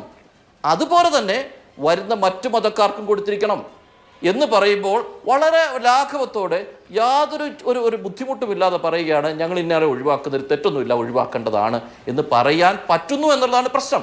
അങ്ങനെ പറയുമ്പോൾ ഇന്ത്യ പോലൊരു രാജ്യത്തെ ഒരു ബഹുസ്വര സമൂഹം അത് കേൾക്കുമ്പോൾ അത് എങ്ങനെയാണ് അവരതിനെ കാണുന്നതെന്ന് എനിക്കറിയാം. എനിക്ക് സാധിക്കില്ല. ഉദാഹരണത്തിന് മണിപ്പൂരിൽ ക്രിസ്തീയ ദേവാലയങ്ങൾക്കെതിരെ അക്രമം നടക്കുമ്പോൾ അതിന് ഐക്യദാർഢ്യം, ആ അക്രമം നടത്തുന്നത് തെറ്റാണെന്ന് പറയുന്നതിന് വേണ്ടി അവിടെ മുസ്ലിമും ഹിന്ദുവും എഴുന്നേറ്റ് നിൽക്കണം. അതാണ് ഇന്ത്യ. ശബരിമല ക്ഷേത്രത്തിൽ ക്ഷേത്രാചാരങ്ങൾക്ക് വിഘ്നം സംഭവിക്കുന്നു എന്ന് പറയുമ്പോൾ ആ ക്ഷേത്രാചാരം ഹിന്ദു സമുദായത്തിൻ്റെ അവകാശമാണ് എന്ന് പറയേണ്ടത് ഇവിടുത്തെ മുസ്ലിമും ക്രിസ്ത്യനുമാണ്. അതാണ് ഈ രാജ്യത്തിൻ്റെ പൈതൃകം. ശബരിമല ആയതുകൊണ്ട് ചെയ്തോട്ടെ, അല്ലെ മണിപ്പൂരിലെ ക്രിസ്ത്യൻ പള്ളി ആയതുകൊണ്ട് ചെയ്തോട്ടെ, അങ്ങനെ അല്ല അത് വേണ്ടത്. അതുകൊണ്ട് നമ്മളും ഡിസ്ക്രിമിനേറ്റ് ചെയ്യപ്പെടുന്നില്ല ഈ രാജ്യത്തെന്നുള്ള ഉറപ്പുണ്ടാക്കണം. എന്നിട്ട് ഞാൻ ഡിസ്ക്രിമിനേറ്റ് ചെയ്യുന്നില്ല എന്നുള്ള ബോധ്യം എനിക്ക് ഉണ്ടാക്കി തരണം. ആ ഉണ്ടാക്കി തരിക എന്നുള്ള ചുമതല ഇന്ത്യയിലെ ഓരോ വ്യക്തിയുടെയുമാണ്. ഇവിടെ ഒരു പൊളിറ്റിക്കൽ പാർട്ടി ഇരുന്നിട്ട് അവരുടെ അജണ്ടയാണ്, അവരുടെ നയമാണ് എന്ന് പറഞ്ഞിട്ട് നിയമങ്ങൾ കൊണ്ടുവരികയാണ്. ഞാനൊന്ന് ചോദിക്കട്ടെ, 4.5 വർഷം മുമ്പ് സുപ്രീം കോടതിയിൽ ചലഞ്ച് ചെയ്ത് പെൻഡിങ് ആയിരിക്കുന്ന ഒരു മാറ്റർ, അതിന് അവർ റൂൾസ് കൊണ്ടുവരുമ്പോൾ നിങ്ങൾ സെക്ഷൻ 18(4) എടുത്ത് വായിക്കുക. സിറ്റിസൺഷിപ്പ് ആക്ട് 1955 18(4) വ്യക്തമായി പറഞ്ഞിരിക്കുകയാണ്, റൂൾസ് കൊണ്ടുവരുമ്പോൾ അത് പാർലമെൻറ്റിൽ ചർച്ച ചെയ്തിട്ട് അത് പാസ്സാക്കണം. 18(4) റൂൾസ്, ഈ റൂൾസ് വരുന്നത് സെക്ഷൻ 18 സിറ്റിസൺഷിപ്പ് ആക്ട് പ്രകാരമാണ്. അതിനകത്തൊരു സബ്സെക്ഷൻ ആഡ് ചെയ്തു. ആ അധികാരം ഉപയോഗിച്ചിട്ടാണ് ഇത് ഇൻവോക്ക് ചെയ്യുന്നത്. അപ്പോൾ അത് പാർലമെന്റിൽ വെക്കണമെന്ന് 18(4) പറഞ്ഞിട്ടുണ്ട്. 30 ദിവസം അവിടെ ചർച്ചയ്ക്ക് വെക്കണമെന്ന് പറഞ്ഞിട്ടുണ്ട്. ഇവിടെ എന്താ അവർ ചെയ്തത്? പാർലമെന്റ് സെഷൻ എല്ലാം തീർന്നു, ഇലക്ഷൻ പ്രഖ്യാപിക്കേണ്ട ഡേറ്റ് അവർ തന്നെയാണല്ലോ തീരുമാനിക്കുന്നത്. ഇലക്ഷൻ കമ്മീഷനൊക്കെ രാജിവെച്ചു. ഇലക്ഷൻ കമ്മീഷനെ റിക്രൂട്ട് ചെയ്യാൻ പോകുന്നത്, അല്ല PSC പോലെ റിക്രൂട്ട് ചെയ്യാൻ പോകുന്നത് പ്രധാനമന്ത്രിയും മറ്റൊരു മന്ത്രിയും കൂടിയാണല്ലോ. അത് റിക്രൂട്ട് ചെയ്യാൻ പോകുന്നതിൻ്റെ തലേന്ന് അല്ലെങ്കിൽ 2-3 ദിവസം മുമ്പ് അവരിത് ഡിക്ലെയർ ചെയ്യുകയാണ്. പിന്നെ ഞങ്ങളിതാ ഒരു ബില്ല് ഒരു റൂൾസ് ഞങ്ങൾ നോട്ടിഫൈ ചെയ്യുന്നു. പാർലമെന്റിന് എന്നാണ് കൂടുന്നത്? പാർലമെന്റ് കൂടാൻ പോകുന്നത് പുതിയ തെരഞ്ഞെടുപ്പ് കഴിഞ്ഞ് ആ സമയത്ത് കൂടത്തുള്ളൂ. പക്ഷേ ഇത് എൻകാഷ് ചെയ്യണം. എന്നിട്ട് ഇന്ന് അവരെന്ത് ചെയ്തു? അവർ പോർട്ടൽ ഓപ്പൺ ചെയ്തു, ആപ്ലിക്കേഷൻ കോൾ ഫോർ ചെയ്തു, അവർ ഇംപ്ലിമെന്റ് ചെയ്യാണ്. അത് ഇവിടുത്തെ ഞാൻ പറയാം, ഇവിടുത്തെ ഈ പിന്നെ ലീഗൽ പ്രൊസീഡിങ്സ് മുഴുവൻ വയലേറ്റ് ചെയ്യുന്നതിന് യാതൊരു ബുദ്ധിമുട്ടും അവർക്കില്ല. സ്റ്റേറ്റ് ബാങ്ക് ഓഫ് ഇന്ത്യ കോടതിയിൽ പോയിട്ട് പറയുകയാണ്, ഞങ്ങൾക്ക് ഇലക്ഷൻ കഴിയുന്നവരെ സമയം തരണം. തീർച്ചയായും അത് നമ്മൾ കഴിഞ്ഞ ദിവസം ചർച്ച ചെയ്ത വിഷയമാണ്. നിയമപരമായി ചെയ്യേണ്ട കാര്യങ്ങൾ ചെയ്തിട്ടില്ല എന്ന് ഞാൻ പറഞ്ഞത് ഇങ്ങനെ സിസ്റ്റം ടൈൻറ്റഡ് ആകുമ്പോൾ. ഇനി ഞങ്ങളുടെ ഒരു വിഷയം പറഞ്ഞേക്കാം. ഞങ്ങൾ ഇപ്പോൾ കോടതിയിൽ പോകുന്ന കാരണത്തിന്റെ പ്രത്യേക കാരണം ഇതാണ്. ആദ്യ സ്റ്റേജിൽ കോടതിയിൽ നമ്മൾ സിറ്റിസൺഷിപ്പ് അമെൻമെന്റ് ആക്ടില്ല ഏത് നിയമത്തെയും നമ്മൾ ചലഞ്ച് ചെയ്യുമ്പോൾ, കോടതി ഒരു ആക്ടിനെ ചലഞ്ച് ചെയ്യുമ്പോൾ, അല്ല അതിൻ്റെ അമെൻമെന്റിനെ ചലഞ്ച് ചെയ്യുമ്പോൾ, ആക്ട് സ്റ്റേ ചെയ്യുന്നതിന് എപ്പോഴും വളരെ വളരെ സ്പാരിംഗ്ലി മാത്രമേ അത് സ്റ്റേ ചെയ്യൂ എന്ന് പറയാൻ പറ്റൂ. 2004 ഒരു ഡിസിഷൻ ഉണ്ട്, അത് ഒഴിച്ചിട്ട് ബാക്കിയൊന്നും നമുക്ക് പറയാൻ പറ്റില്ല. അങ്ങനെ സിറ്റുവേഷനിൽ കോടതി ഇന്റർഫിയർ ചെയ്യുന്നത്, ഇത് ഇംപ്ലിമെന്റേഷൻ എങ്ങനെയാണ് ആളുകൾക്ക് അഗ്രീവ്ഡ് ആകുന്നത്, ഇംപ്ലിമെന്റേഷൻ്റെ സ്റ്റേജ് എന്താണെന്ന് നോക്കും. ആ സ്റ്റേജിലേക്ക് ഞങ്ങളുടെ ആർഗ്യുമെന്റ് വരുമെന്ന് മനസ്സിലായപ്പോൾ ഗവൺമെന്റ് ഓഫ് ഇന്ത്യക്ക് വേണ്ടിയിട്ട് അറ്റോർണി ജനറൽ പറഞ്ഞ വാക്കിതാണ്, ഇംപ്ലിമെന്റേഷന് ഞങ്ങൾ റൂൾസ് കൊണ്ടുവന്നിട്ടില്ല, അത് നോട്ടിഫൈ ചെയ്തിട്ടില്ല, അതുകൊണ്ട് there is no apprehension of implementation right now, അതുകൊണ്ട് സ്റ്റേ കൊടുക്കേണ്ടതില്ല എന്ന് പറഞ്ഞു. അതിനുശേഷം 4.5 വർഷം കഴിഞ്ഞിട്ട് ലോക്സഭയും രാജ്യസഭയും ഒന്നും കൂടുന്നില്ല എന്ന് ഉറപ്പാകുന്ന ഒരു സമയത്ത് ഇപ്പോൾ വന്നിട്ട് അവർ ഇലക്ഷന് തൊട്ട് മുമ്പായിട്ട് ആ നോട്ടിഫിക്കേഷൻ ഇറക്കുന്നു. ആ നോട്ടിഫിക്കേഷൻ ഇറക്കിയിട്ട് അതിനെ പൊളിറ്റിക്കലായിട്ട് യൂട്ടിലൈസ് ചെയ്യുന്നു. ഞങ്ങൾ അതിനെ പൊളിറ്റിക്കലായിട്ടല്ല കാണുന്നത്, അതൊരു കോൺസ്റ്റിറ്റ്യൂഷണൽ ഇഷ്യൂ ആയിട്ടാണ് കാണുന്നത്. ഇത് കൊണ്ടൊരു ഡിവിഷൻ ഉണ്ടാക്കാനാണ് നിങ്ങൾ ഉദ്ദേശിക്കുന്നെങ്കിൽ അതിന് ഞങ്ങളെ കിട്ടില്ല. അതിന് ഉതകുന്ന തരത്തിലുള്ള ഒരു കാറ്റലിസ്റ്റ് ആക്ഷൻസും ഞങ്ങളുടെ ഭാഗത്തുനിന്നുണ്ടാവും. ശരി, എന്തായാലും നമുക്ക് കോടതിയിൽ ഈ വിഷയം വരട്ടെ, കാത്തിരിക്കാം. ശ്രീ എ സമ്പത്ത്, നോക്കൂ, ഇപ്പോൾ ഈ റൂൾസ് വരുമ്പോൾ മുമ്പ് പൗരത്വത്തിന് അപേക്ഷിക്കാൻ കുറച്ചുകൂടി ബുദ്ധിമുട്ടുണ്ടായിരുന്നു, കുറച്ചുകൂടി കോംപ്ലിക്കേറ്റഡ് ആയിരുന്നു. ഇത് കുറച്ചുകൂടി സിമ്പിൾ ആയിട്ടുണ്ട്. നേരത്തെ പാസ്പോർട്ട്, അതായത് ഞാൻ പറയുന്നത് അന്യരാജ്യങ്ങളിൽ താമസിച്ച് ഇവിടേക്ക് കുടിയേറിയ ആളുകളുടെ പൗരത്വത്തെക്കുറിച്ചാണ്. അവർ ആ രാജ്യത്തിൻ്റെ പാസ്പോർട്ട്, ഇന്ത്യയുടെ വിസ തുടങ്ങിയ കാര്യങ്ങൾ, പിന്നെ പത്രത്തിൽ വിജ്ഞാപനം ചെയ്യണം, പരസ്യം കൊടുക്കണം തുടങ്ങിയ ഒരു ഇന്ത്യൻ ഭാഷയിൽ ജ്ഞാനമുണ്ട് എന്ന സർട്ടിഫിക്കറ്റ്, ഒരു എഡ്യൂക്കേഷണൽ ഇൻസ്റ്റിറ്റ്യൂഷൻ്റെ സർട്ടിഫിക്കറ്റ്, ഇങ്ങനെ ഒരുപാട് രേഖകൾ വേണമായിരുന്നുവെങ്കിൽ ഇപ്പോൾ ഇത് പാസ്പോർട്ട്, വിസ തുടങ്ങിയ കാര്യങ്ങളൊന്നും ആവശ്യമില്ല. എന്തെങ്കിലും ഒരു രേഖ നിങ്ങൾ പാകിസ്ഥാനിലോ അഫ്ഗാനിസ്ഥാനിലോ അതുപോലെ തന്നെ ബംഗ്ലാദേശിലോ ഈ 3 രാജ്യങ്ങളിൽ ഏതിലെങ്കിലും ഉണ്ടായിരുന്നതിൻ്റെ എന്തെങ്കിലും, ഈവൻ വാടക കരാർ പോലത്തെ രേഖയായാലും മതി, പൂർവികരുണ്ടായിരുന്നതിൻ്റെ ആണെങ്കിലും മതി, അങ്ങനെ ഒരു രേഖ. അതുപോലെ തന്നെ ഇവിടെയും പാൻ കാർഡ്, ആധാർ കാർഡ് തുടങ്ങി കറണ്ട് ബില്ല് അടക്കം ഏത് രേഖയും എന്നുള്ള നിലയിൽ സിംപ്ലിഫൈ ചെയ്തിട്ടുണ്ട്. അതനുസരിച്ച് പൗരത്വം കൊടുക്കാൻ ഒരുങ്ങുകയാണ്, പോർട്ടൽ സ്ഥാപിച്ചിരിക്കുന്നു. എന്ന് മാത്രമല്ല, ഈ പൗരത്വം സംബന്ധിച്ച തീരുമാനമെടുക്കേണ്ടത് ഒരു എംപവേർഡ് കമ്മിറ്റിയാണ്. അതിന് താഴെ ഒരു ഡിസ്ട്രിക്ട് ലെവൽ കമ്മിറ്റിയുണ്ട്. ഈ എംപവേർഡ് കമ്മിറ്റിയെ നോമിനേറ്റ് ചെയ്യുന്നത് കേന്ദ്ര സർക്കാരാണ്. കേന്ദ്ര സർക്കാർ ഉദ്യോഗസ്ഥരാണ്. ഡിസ്ട്രിക്ട് ലെവൽ കമ്മിറ്റിയിലും കേന്ദ്ര സർക്കാർ ഉദ്യോഗസ്ഥരാണ്. 2 കമ്മിറ്റിയിലും ഓരോ ഇൻവൈറ്റീസ് മാത്രമേ സംസ്ഥാന സർക്കാരിനുള്ളൂ എന്നിരിക്കെ ഞങ്ങളുടെ സംസ്ഥാനം ഇത് നടപ്പാക്കില്ല എന്ന് പറയുന്നതിൽ വല്ല കാര്യമുണ്ടോ? അഭിലാഷേ, ഇത് കേരള സംസ്ഥാനത്തെ മുഖ്യമന്ത്രി സഖാവ് പിണറായി വിജയൻ, അദ്ദേഹം മാത്രമല്ല തമിഴ്നാട് മുഖ്യമന്ത്രി MK സ്റ്റാലിൻ ഉൾപ്പെടെ പ്രതിപക്ഷ പാർട്ടികൾ ഭരിക്കുന്നതായ പല സംസ്ഥാനങ്ങളിലെയും മുഖ്യമന്ത്രിമാർ അസന്നിഗ്ധമായി ഇക്കാര്യത്തെ സംബന്ധിച്ച് പറഞ്ഞിട്ടുണ്ട്. ഇപ്പോൾ അഭിലാഷിൻ്റെ ചോദ്യം വളരെ പ്രസക്തമാണ്.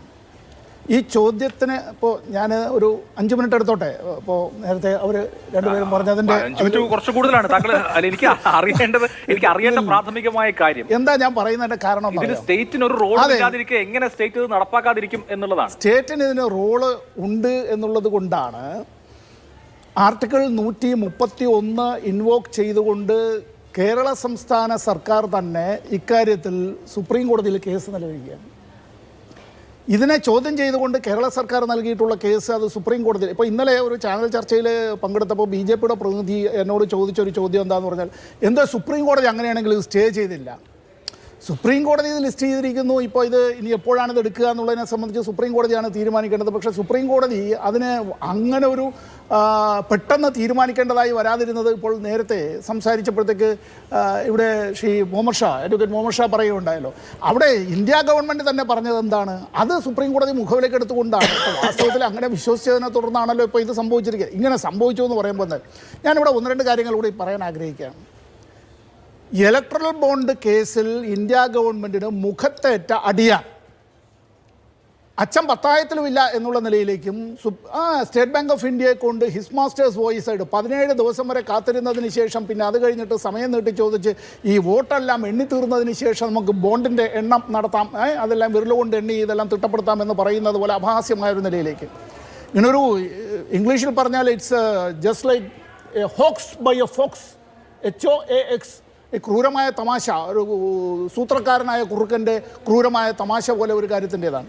അപ്പോൾ ഇതിൻ്റെ ഈ പ്രഖ്യാപനം വരുന്ന ഇന്ന് മുതൽ റംസാൻ നോമ്പാണ്.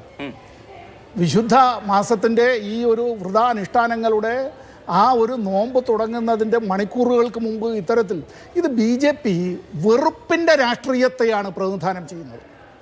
വികസന രാഷ്ട്രീയം പറയാനില്ലാത്തത് കൊണ്ട് ഈ വിധത്തിൽ ഇന്ത്യൻ സമൂഹത്തെ വർഗീയമായി ധ്രുവീകരിക്കുന്നതിന് വേണ്ടി ഒരു കൂരയ്ക്ക് കീഴിൽ പണിയെടുക്കുന്നവരെ, ഒരു വീട്ടിൽ തന്നെ താമസിക്കുന്നവരെ, അയൽക്കാരെ, അങ്ങനെ സുഹൃത്തുക്കളെ അടക്കം സംശയത്തിൻ്റെ മുൾമുനയിൽ നിർത്തുന്നതിന് വേണ്ടി ഞാൻ ഇതിൽ ഇന്ത്യ ഗവൺമെൻറ് ഈ കാര്യത്തിൽ ഇന്ത്യ ഗവൺമെൻറ് ആണല്ലോ എതിർകക്ഷി. ഈ കേരള സംസ്ഥാന ഗവൺമെൻറ് നൽകിയിട്ടുള്ള ഈ ഒരു കേസിനെ സംബന്ധിച്ച് എനിക്ക് അധികം സമയം അഭിലാഷം തരാത്തത് കൊണ്ട് ഞാൻ എൻ്റെ വിശദാംശങ്ങളിലേക്ക് കടക്കുകയല്ല. ഇപ്പോൾ ബഹുമാന്യ സുഹൃത്ത് ശ്രീ അഡ്വക്കേറ്റ് ഗോപാലകൃഷ്ണൻ ഇവിടെ പറഞ്ഞു, അഭിലാഷ് ചില സംശയങ്ങൾ ചോദിച്ചു. ഇന്ത്യൻ ഭരണഘടനയുടെ ഭാഗം 2 ആർട്ടിക്കിൾ 5 മുതൽ 11 വരെയാണ് നമ്മുടെ ഈ പൗരത്വത്തെ സംബന്ധിച്ച് പ്രതിപാദിക്കുന്ന ഭാഗങ്ങൾ. 3-ാം ഭാഗം മൗലികാവകാശങ്ങളാണ്. അവിടെ വരുമ്പോഴാണ് അഭിലാഷ് ചോദിച്ച ആർട്ടിക്കിൾ 14, അത് സിറ്റിസന് മാത്രമല്ല, അത് എല്ലാവർക്കും എനി പേഴ്സൺ. അവിടെ മാത്രമല്ല article 21 no person shall be deprived of his liberty എന്ന് തുടങ്ങുന്നതായിട്ടുള്ള അതാണല്ലോ AK Gopalan versus state of Madras എന്നുള്ള കേസിൽ ആദ്യം പറഞ്ഞത്. അതുമായി പിന്നീട് വന്നപ്പോൾ സുപ്രീം കോടതി പിന്നീട് അത് ഒരു 1/4 നൂറ്റാണ്ടിന് ശേഷം അത് തിരുത്തേണ്ടി വന്നത് ഒക്കെയുള്ള കാര്യങ്ങൾ. ഈ പറയുന്ന 2-ാം ഭാഗത്തിൽ ഈ ഞാൻ പറഞ്ഞ ആർട്ടിക്കിൾ 5 മുതൽ 11 വരെയുള്ള എവിടെങ്കിലും ഈ പൗരത്വത്തെ സംബന്ധിച്ച് മതത്തിൻ്റെതായ ഒരു പരിവേഷം നൽകുന്നുണ്ടോ? ഇല്ലല്ലോ. നമ്മൾ രാജ്യത്തിൻ്റെ വിഭജനമുണ്ടായി അത്തരത്തിലുള്ള കാര്യങ്ങളിനെ തുടർന്ന് തന്നെ നിരവധി ആളുകൾ അത്തരത്തിലുള്ള പൗരത്വവുമായി ബന്ധപ്പെട്ടുള്ള നിരവധി ബുദ്ധിമുട്ടുകൾ അനുഭവിക്കേണ്ടു. ശ്രീ ഗോപാലകൃഷ്ണൻ ഒരു കാര്യം ദയവായി എന്നോട് ക്ഷമിക്കണം. നിങ്ങൾ ചിലപ്പോൾ ഈ BJPക്കാരെ ഇപ്പോൾ ഈ അസത്യത്തെക്കാൾ വല്ലാത്ത ഈ ഈ മനുഷ്യനെ തെറ്റിദ്ധരിപ്പിക്കുന്നതാണ് ഈ അസത്യത്തെക്കാൾ അർത്ഥസത്യങ്ങൾ. എന്താ ഞാനത് പറയാൻ കാര്യമെന്നറിയോ? സഖാവ് പ്രകാശ് കാരാട്ടൊരു കത്തെഴുതി ഡോക്ടർ മൻമോഹൻ സിംഗിനാണ് കത്തെഴുതിയത്. ആ കത്തിനെ സംബന്ധിച്ച് BJP പറഞ്ഞ് പ്രചരിപ്പിച്ചതായ കെട്ടുകഥകൾ, ആ കെട്ടുകഥകളെ സംബന്ധിച്ചുള്ളതിൽ CPIM-ൻ്റെ തന്നെ പോളിറ്റ് ബ്യൂറോ 2019-ാം ആണ്ടിൽ ഇത് സംബന്ധിച്ചുള്ള ക്ലാരിഫിക്കേഷൻ നൽകിയിരുന്നു. ആ ക്ലാരിഫിക്കേഷനിൽ തന്നെ പറയുന്നതിനകത്ത് ഒരു കാര്യം നിങ്ങൾ നോക്കൂ, ഏതെങ്കിലും ഒരു വിഭാഗത്തെ ഒഴിവാക്കണമെന്നായിരുന്നോ കത്തിൽ? അല്ല, എല്ലാവരെയും ഉൾപ്പെടുത്തുക എന്നുള്ളത്. ആ കത്തിനകത്ത് മറ്റൊന്നും കൂടി പറയുന്നുണ്ട്. എങ്ങനെ? ചില പ്രത്യേക പട്ടികജാതി പട്ടികവർഗ വിഭാഗങ്ങളിൽപ്പെട്ടവർ ക്രൂരമായി അവരത്തരത്തിൽ വേട്ടയാടപ്പെടുന്നു എന്നുള്ളത്. അപ്പം ഇത് മാത്രമല്ല വിഷയം. CPIM-ൻ്റെ 3 ഭേദഗതികൾ 2019 പാർലമെൻറ്റിൽ വന്നിട്ടുണ്ട്. അതിൽ ശ്രീലങ്കൻ അഭയാർത്ഥികളുടെ വിഷയവും അതുപോലെ തന്നെ ഈ മറ്റ് രാജ്യങ്ങളിൽ നിന്ന്, ഇപ്പോൾ ഈ ബർമയിലെ കാര്യത്തിൻ്റെ ഇപ്പോഴത്തെ മ്യാൻമാർ, ആ മ്യാൻമാറിൽ നിന്ന് അവിടുത്തെ സൈനിക ജൂണ്ടയുടെയും അവിടുത്തെ വർഗീയ തീവ്രവാദികളുടെയും ആക്രമണത്തെ തുടർന്ന് പലായനം ചെയ്തേണ്ടി വന്നിട്ടുള്ള റോഹിംഗ്യൻ അഭയാർത്ഥികളുണ്ട്. അപ്പോൾ ഇപ്പോൾ വേണമെങ്കിൽ പറയും റോഹിംഗ്യൻ അഭയാർത്ഥികൾ എല്ലാവരും മുസ്ലിങ്ങളാണ് എന്നുള്ള നിലയിലേക്ക് BJPക്കാർ പലരും പറയും. കാളന്തി കുഞ്ചിൽ അവരുടെ അഭയാർത്ഥി ക്യാമ്പ് നരകത്തെക്കാൾ ദുരിതം അനുഭവിക്കുന്ന നിലയിലുള്ള ഡൽഹിയിലെ അഭയാർത്ഥി ക്യാമ്പ് ഞാൻ സന്ദർശിച്ചിട്ടുള്ളതാണ്. പാർലമെൻറ്റ് അംഗമായിരിക്കുന്നവൾ ആദ്യമായി സന്ദർശിച്ച ആൾ ഞാനാണ്. അവിടെ അവർ ഇങ്ങനെ നടന്നു വരുമ്പോൾ ഈ വല്ലാതെ ദുർഗന്ധം വമിക്കുന്ന അവിടെ കൂടി ഇങ്ങനെ നടന്നു വരുമ്പോൾ കൊച്ചു കുട്ടികളുമൊക്കെ ഈ നമ്മൾ വലിച്ചെറിയുന്നതായിട്ടുള്ള ഈ അതുണ്ടല്ലോ കാർഡ്ബോർഡും ഈ പ്ലാസ്റ്റിക്കും എല്ലാം കൊണ്ട് മറച്ചിട്ടുള്ളത്, ക്യാൻസർ രോഗികളടക്കമുള്ളത്, അവർ കൂടി വരുമ്പോൾ തൊട്ടപ്പുറത്തും ഇപ്പുറത്തും പൂശിയിട്ടില്ലാത്ത ഈ കൈകൊണ്ട് കുഴച്ചതായിട്ടുള്ള നമ്മൾ പഴയ കയ്യാല എന്ന് പറയുമല്ലോ ഞങ്ങളുടെ തിരുവനന്തപുരം ഭാഷയിൽ, അതുപോലുള്ള മൺകട്ടയിലുള്ള 2 ചെറിയ ഈ കുനിഞ്ഞ് കയറണം. അപ്പോൾ എന്നോട് പറയാണ്, സാബ് ये हमारा मंदिर है, साहब ये हमारा मस्जिद है. ഇടവഴിയുടെ അപ്പുറത്തും ഇപ്പുറത്തായിട്ട് അവർ രണ്ടുപേരും ചോദിച്ചപ്പോൾ എന്താണ് ഈ അഭയാർത്ഥികളിൽ മുസ്ലിങ്ങളും ഹിന്ദുക്കളും ക്രിസ്ത്യാനികളും അടക്കമുണ്ട്. അപ്പോൾ ഇവർക്ക് ഇന്ത്യൻ പൗരത്വത്തെ സംബന്ധിച്ച് ആരെങ്കിലും ഒഴിവാക്കുക എന്നുള്ളതല്ല. ആ ഒഴിവാക്കുന്നത് എങ്ങനെയാണ്? ഇപ്പോൾ ഞാൻ ചോദിക്കട്ടെ, ഇപ്പോൾ പ്രത്യേകം മതങ്ങളിൽപ്പെട്ടവരെ പറയുന്നു, ഈ പറയുന്ന രാഷ്ട്രങ്ങളിൽ നിങ്ങൾ പറയുന്നതായിട്ടുള്ള ഇനി അഫ്ഗാനിസ്ഥാൻ അല്ല പാകിസ്ഥാൻ അങ്ങനെ തന്നെ ഈ ബംഗ്ലാദേശ് വന്നു, ഒരു മതവുമില്ല എന്നൊരാൾ പറയുകയാണ്. ഞാൻ ഇതിലൊന്നും പെട്ടയാളല്ല. അങ്ങനെയുള്ള ഒരുപാട് ആളുകളുണ്ടല്ലോ നമ്മളെ ലോകത്തെ. സ്വീഡനിലെ ഏതാണ്ട് 1/3 ആളുകൾ ഈ നിയമത്തിന്റെ കോൺസ്റ്റിറ്റ്യൂഷനാലിറ്റി നിശ്ചയമായും സുപ്രീം കോടതി പരിശോധിക്കും. എന്റെ സിമ്പിളായ ചോദ്യം, ഇപ്പോ നമുക്ക് ബംഗ്ലാദേശിൽ നിന്ന് ഏതെങ്കിലും കാലത്ത് അല്ലെങ്കിൽ ബംഗ്ലാ യുദ്ധ സമയത്ത് കുട്ടിയായിരിക്കെ ബംഗാളിലേക്ക് വന്ന് ഇപ്പോൾ കേരളത്തിൽ ജോലി എടുക്കുന്ന ഒരു രാജ് നന്ദൻ എറണാകുളത്തുണ്ടെന്ന് വിചാരിക്കുക. അയാൾക്ക് ഇന്ത്യൻ പൗരത്വമില്ല. അയാൾ ഈ പോർട്ടലിൽ അയാളുടെ അപേക്ഷ കൊടുക്കുകയാണ്. ആ അപേക്ഷ കൊടുത്തു കഴിഞ്ഞാൽ ഈ പറഞ്ഞ എംപവേർഡ് കമ്മിറ്റിക്ക് മുമ്പിൽ ഈ പറഞ്ഞ രേഖകൾ, ഇവരുടെ നിർദ്ദേശിച്ചിരിക്കുന്ന രേഖകളുണ്ടല്ലോ, ഈ രേഖകൾ ഏതെങ്കിലും ഹാജരാക്കിയാൽ ഈ എറണാകുളത്ത് താമസിക്കുന്ന ആൾക്ക് പൗരത്വം കിട്ടില്ലേ? അങ്ങനെ കിട്ടാതിരിക്കാൻ വേണ്ടി അല്ലെങ്കിൽ അത് തടയാൻ വേണ്ടിയിട്ട് ഈ സംസ്ഥാന സർക്കാരിന് എന്തെങ്കിലും ചെയ്യാൻ കഴിയുമോ? ഇതിൽ സംസ്ഥാന സർക്കാരിന് എന്ത് ചെയ്യാൻ കഴിയും? ഇതൊരു റെട്ടറിക്കലായി പൊളിറ്റിക്കലായി നമുക്ക് ഇതൊന്നും ഇവിടെ നടക്കില്ല എന്ന് പറയാം എന്നുള്ളതിനപ്പുറത്ത് ഈ ഒരാൾക്ക് പൗരത്വം, ഈ ഒരാൾക്ക് അല്ലെങ്കിൽ അപേക്ഷിക്കുന്ന ആളുകൾക്ക് പൗരത്വം കൊടുക്കാതിരിക്കാൻ സംസ്ഥാന സർക്കാരിന് എന്താ ചെയ്യാൻ പറ്റുക? ഈ ചോദ്യം എന്നോടാണെങ്കിലേ ഇതിൽ ആർക്കെങ്കിലും പൗരത്വം കൊടുക്കാതിരിക്കുന്നതിനെ സംബന്ധിച്ചല്ല വിഷയം. പൗരത്വം കൊടുക്കാതിരിക്കുന്നതിന് വേണ്ടിയാണ് ഈ പറയുന്ന നിയമനിർമ്മാണവും ഈ പറയുന്ന റൂൾസ് എല്ലാം കൊണ്ടുപോകുന്നത്. അതാണ് വിഷയം. പൗരത്വം കൊടുക്കുക എന്നുള്ളത് നമ്മൾ പുറത്തുനിന്ന് അത്തരത്തിൽ വന്നിട്ടുള്ള അഭയാർത്ഥികളെ വന്നിരിക്കുന്ന റൂള് പൗരത്വം കൊടുക്കാനുള്ളതാണ്. ബാക്കി ഇനി ഇതിന് ബാക്കി എന്തെങ്കിലും ഉണ്ടോ എന്നുള്ളത് നമ്മൾ കാത്തിരുന്ന് കാണേണ്ട കാര്യമാണ്. ഇപ്പോഴത്തെ വിഷയം CAA അനുസരിച്ച് പൗരത്വം കൊടുക്കാനാണല്ലോ. വലിയൊരു പങ്ക് ആളുകൾക്ക് പൗരത്വം കിട്ടില്ല എന്നുള്ളതാണ് അഭിലാഷേ. നിങ്ങൾ കൊടുക്കുമെന്ന് പറയുമ്പോൾ ഇത് ഇലക്ട്രൽ ബോണ്ട് കേസുകളിലും ഇത് തന്നെയാണ് പറഞ്ഞത്. എന്താണ് ഇതെല്ലാം ട്രാൻസ്പാരൻസിക്ക് വേണ്ടിയിട്ടാണ് ആണല്ലോ, അങ്ങനെയാണല്ലോ പറഞ്ഞത്. എന്തായിരുന്നു എന്നുള്ളതിനെ സംബന്ധിച്ച് ഇപ്പോൾ ഇത് വാസ്തവത്തിൽ എന്ന് പറഞ്ഞാൽ അതിൽ ഞങ്ങളത് പറയുന്ന ഒറ്റ സെക്കൻഡ് അത് പറയുമ്പോൾ ഞങ്ങളെ കളിയാക്കാൻ റിഡിക്യൂൾ ചെയ്യാൻ ഇപ്പോൾ നമ്മൾ ഇതുപോലെ ചർച്ചയിൽ പങ്കെടുക്കുകയാണെങ്കിൽ അത് BJPയുടെ പല അവരുടേതായിട്ടുള്ള ഒളിയുദ്ധത്തിൻ്റെ ആളുകളെല്ലാം ഞങ്ങളുടെ എല്ലാം മാതാപിതാക്കളെ തെറി പറഞ്ഞുകൊണ്ടാണ് പലപ്പോഴും സോഷ്യൽ മീഡിയയിൽ എഴുതിയിട്ടുള്ളത്. സുപ്രീം കോടതി പറഞ്ഞ അൺകോൺസ്റ്റിറ്റ്യൂഷണൽ എന്നാണ്. ഇവിടെ ഈ പറയുന്ന ഈ നിയമനിർമ്മാണം ഈ തരത്തിൽ വരുന്നുവെങ്കിൽ ഇതിന്റെ ചട്ടങ്ങളും ഇതും ഭരണഘടനാ വിരുദ്ധമാണെന്നാണ് ഞാൻ പറഞ്ഞത്. ഭരണഘടന അനുസരിച്ച് അങ്ങനെ ക്ലാസിഫിക്കേഷനിൽ നമുക്ക് പൗരത്വം കൊടുക്കാൻ ഏതായാലും ആ കോൺസ്റ്റിറ്റ്യൂഷന്റെ ടെസ്റ്റ് പാസ് ആവട്ടെ, സുപ്രീം കോടതി ആ കാര്യത്തിൽ തീരുമാനമെടുക്കട്ടെ. ഡോക്ടർ ഫസൽ ഗഫൂർ ഇവിടെ പറഞ്ഞ ഒരു കാര്യം പ്രസക്തമാണ്. ഇപ്പോൾ കുറെ പേർക്ക് പൗരത്വം കിട്ടുന്നു എന്നുള്ളതിനേക്കാൾ പ്രശ്നം കുറെ പേർക്ക് പൗരത്വം, വലിയൊരു വിഭാഗം ആളുകൾക്ക് പൗരത്വം കിട്ടുന്നില്ല എന്നുള്ളതാണ്.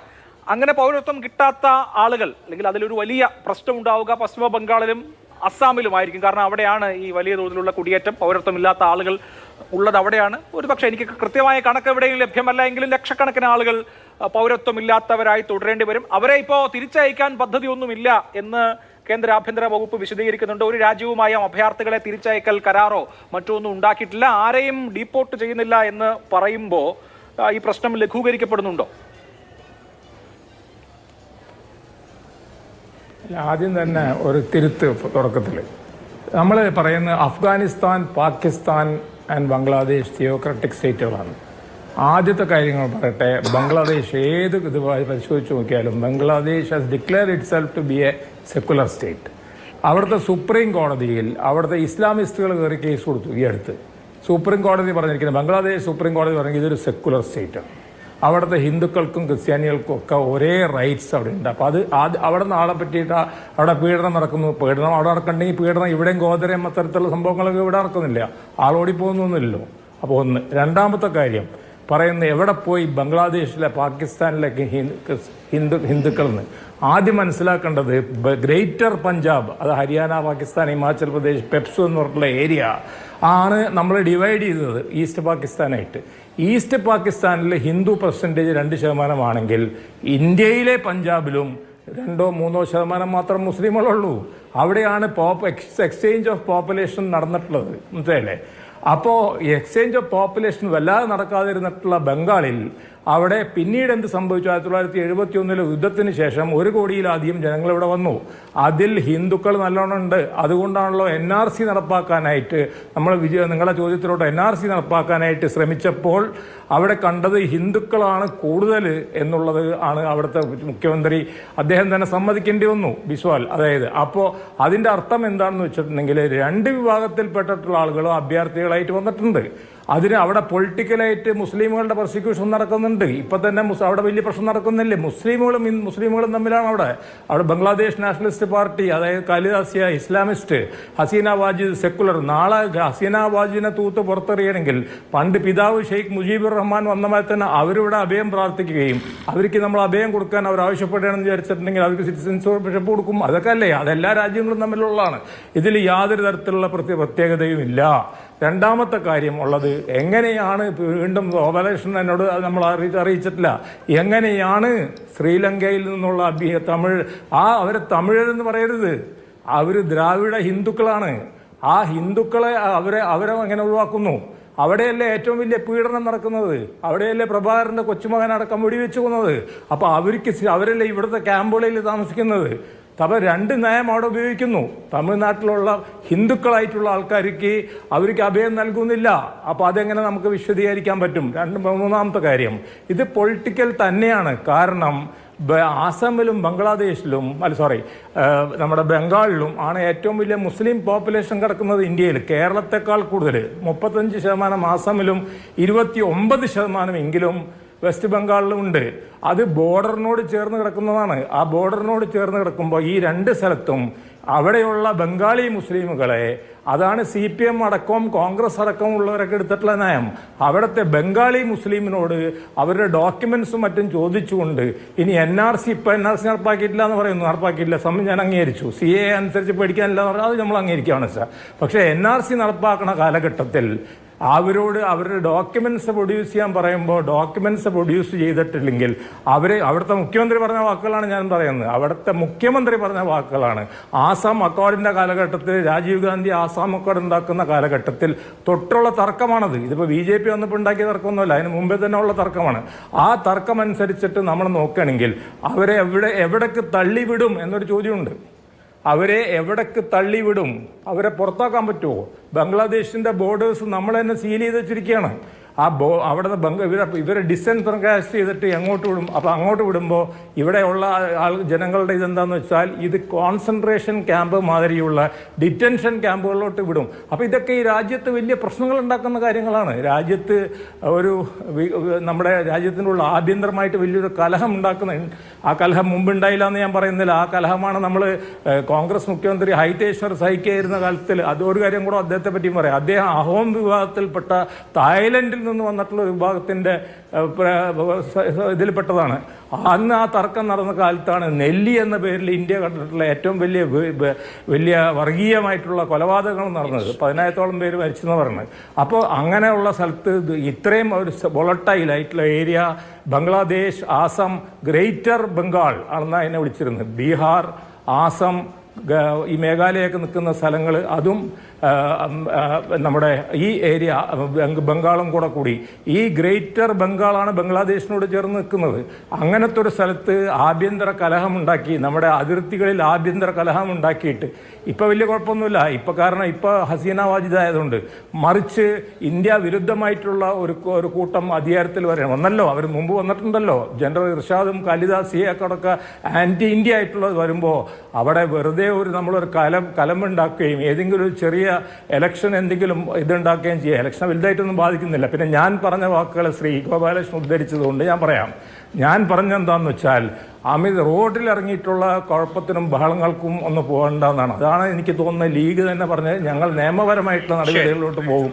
മുഹമ്മദ് ഷാക്ക് വേണമെന്ന് എന്നെ തിരുത്താം. വലിയ പ്രക്ഷോഭങ്ങളും പ്രകടനങ്ങളും നടത്തിയിട്ട് റോഡിൽ അടിയിടി ഉണ്ടാക്കരുത്. മറ്റേ ഷഹീൻ ബാഗിലുണ്ടായ മറ്റു സംഭവങ്ങൾ, വർഗീയ ലഹളകൾ, അതൊക്കെ ഒഴിവാക്കണം എന്ന് പറയുന്നതാണ്. അതാണ് ഞാൻ പറഞ്ഞിട്ടുള്ളത്. അല്ലാതെ ഇതിന് പ്രതികരിക്കേണ്ടതെന്നല്ല. പ്രതികരിക്കണം ആവശ്യമുള്ളതാണല്ലോ ഞാൻ ഈ ചാനൽ ചർച്ചയിൽ വന്നിരിക്കുന്നത്. ശരി, ഓക്കെ, വ്യക്തമാണ്. ശരി, ഓക്കെ. ഇവിടെ അഡ്വക്കേറ്റ് B. ഗോപാലകൃഷ്ണൻ, ഇതിപ്പോ ചരിത്രപരമായി തന്നെ ഒരുപാട് പ്രശ്നങ്ങളുള്ള ഒരു ഏരിയയാണ്. ഇവിടെ അസം അക്കോർഡും തുടർന്നുണ്ടായ സംഭവങ്ങളും വിശദീകരിച്ചുവല്ലോ. അസമിൽ ഇപ്പോഴുള്ള പ്രശ്നം എന്താണ്? അസമിനെ സംബന്ധിച്ച് അസം അക്കോർഡ് അനുസരിച്ച് 1971 ശേഷം വരുന്ന ആളുകൾക്ക് പൗരത്വം കൊടുക്കാൻ പറ്റില്ല. അവിടെ ഈ അസമീസ് സംസാരിക്കുന്ന ആളുകളുടെ പ്രശ്നം ആരോടാണ്? ബംഗാളി സംസാരിക്കുന്ന ഹിന്ദുക്കളോടും കൂടിയാണ്. അവർക്ക് കൊടുക്കാൻ പറ്റില്ല എന്നുള്ളതാണ് അവിടെ നിലപാട്. വലിയ പ്രതിഷേധം സ്വാഭാവികമായി ഉണ്ടാവും. ഇന്ന് ഹർത്താലും ബന്ധുവൊക്കെ ആയിരുന്നു അസാമിൽ. ഇതൊരു പാൻഡോറയുടെ പെട്ടി തുറക്കുന്നത് പോലത്തെയുള്ള ഏർപ്പാടാണ്. ശരിയാണ്, പശ്ചിമ ബംഗാളിൽ നിങ്ങളുടെ വോട്ട് ബാങ്ക് ആവാൻ സാധ്യതയുള്ള ഒരു വലിയൊരു വിഭാഗം ആളുകൾക്ക് പൗരത്വം കിട്ടാനുണ്ട്. അതേസമയം മറ്റൊരു വിഭാഗത്തിന് കിട്ടാതെയും വരും. ഇതൊക്കെ ഉണ്ടാക്കുന്ന കാലുഷ്യങ്ങൾ വളരെ വളരെ വലുതായിരിക്കും. അതൊരു തിരഞ്ഞെടുപ്പ് കാലമാണ്. ഒരു തിരഞ്ഞെടുപ്പ് കാലത്ത് ഇതുപോലെ നമ്മുടെ ചരിത്രത്തിൽ തന്നെ ചോരപ്പുഴകൾ വിശേഷിച്ച് ആസാമിൽ ഉണ്ടാക്കിയ ഒരു വിഷയത്തെ ഒരു തിരഞ്ഞെടുപ്പ് കാലത്ത് തുറന്നു വെക്കുന്നതിന് പിന്നിലുള്ള അജണ്ട എന്താണ് എന്നുള്ളതാണ് താങ്കൾ മറുപടി പറയേണ്ട ഒരു കാര്യം. ഞാൻ താങ്കൾ ചോദിച്ചതിന് മറുപടി പറയാം. പക്ഷേ 2-3 ആളുകൾ പറഞ്ഞതുകൊണ്ട് അതൊന്ന് ക്ലാരിഫൈ ചെയ്യാനുള്ള സമയം തരണം. ആദ്യം ഡോക്ടർ ഫസൽ ഗഫൂർ പറഞ്ഞത് എനിക്ക് വളരെ ഇഷ്ടപ്പെട്ടു. കാരണം അദ്ദേഹം പറഞ്ഞത് ഇത് മതപരമല്ല, ഇത് പൊളിറ്റിക്കലാണ്. ഇത് മുസ്ലിം ലീഗിൻ്റെ പ്രതിനിധി മിസ്റ്റർ ഷാ പറഞ്ഞതിന് നേരെ വിരുദ്ധമാണ്. ഷാ എന്താ പറഞ്ഞത്? ഇവിടെ ഡിസ്ക്രിമിനേഷൻ നടക്കുന്നുണ്ടോ മിസ്റ്റർ ഷാ? താങ്കൾ ഒരു അഡ്വക്കേറ്റ് അല്ലേ? താങ്കൾ ഉദ്ധരിക്കുമ്പോൾ കോൺസ്റ്റിറ്റ്യൂഷൻ്റെ 14ഉം 15ഉം പറഞ്ഞു. കോൺസ്റ്റിറ്റ്യൂഷൻ്റെ 15-ൽ വളരെ കൃത്യമായിട്ട് കാര്യങ്ങൾ സൂചിപ്പിച്ചിട്ടുണ്ടല്ലോ. എൻ്റെ മുമ്പിൽ കോൺസ്റ്റിറ്റ്യൂഷൻ ഇരിപ്പുണ്ട്. ഞാൻ ആ കോൺസ്റ്റിറ്റ്യൂഷൻ വായിക്കണ്ടെന്ന് ഞാൻ വിചാരിക്കുന്നു. Prohibition discrimination on the ground of religion, race, caste, sex or place of birth എന്നുള്ളതിൽ the state shall not discriminate against any citizen.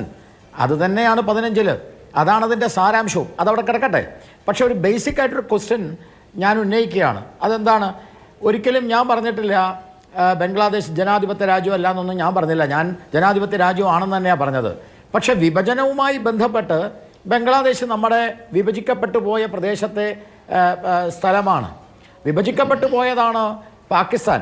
അപ്പോൾ ഒന്ന് വിഭജിക്കപ്പെട്ടു പോയ സ്ഥലങ്ങൾ, 2 തിയോക്രാറ്റിക് സ്റ്റേറ്റ്.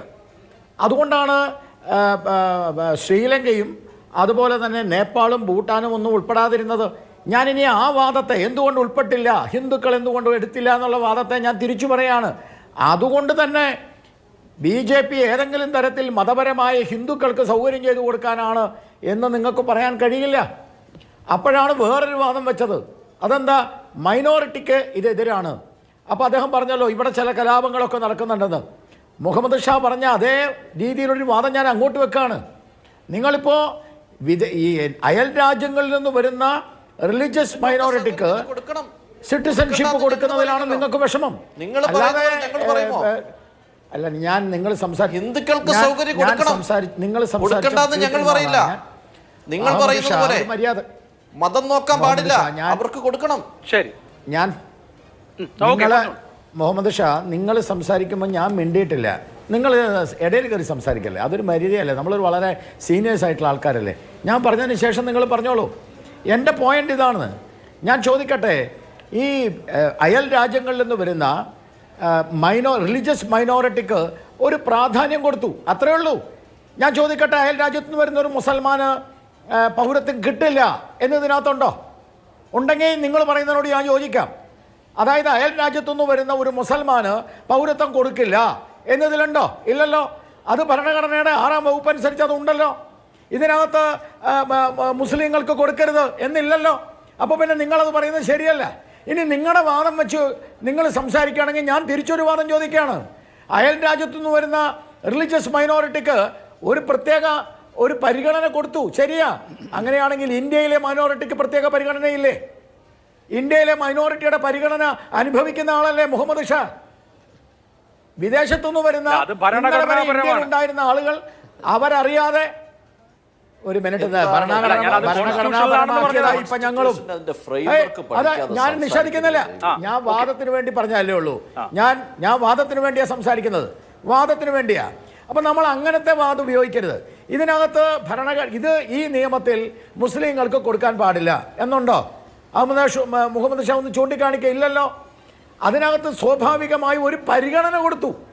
അതായത് റിലീജിയസ് പെർസിക്യൂഷൻ നേരിടുന്ന പാകിസ്ഥാനിലും അഫ്ഗാനിസ്ഥാനിലും ബംഗ്ലാദേശിലും റിലീജിയസ് പെർസിക്യൂഷൻ നേരിടുന്ന ഒരു വിഭാഗത്തിന് ഒരു പരിഗണന കൊടുത്തു എന്നല്ലേ ഉള്ളൂ. അല്ലാതെ മുസ്ലിങ്ങൾക്ക് കൊടുക്കരുത് എന്നതിനകത്തുണ്ടോ? ഇല്ല.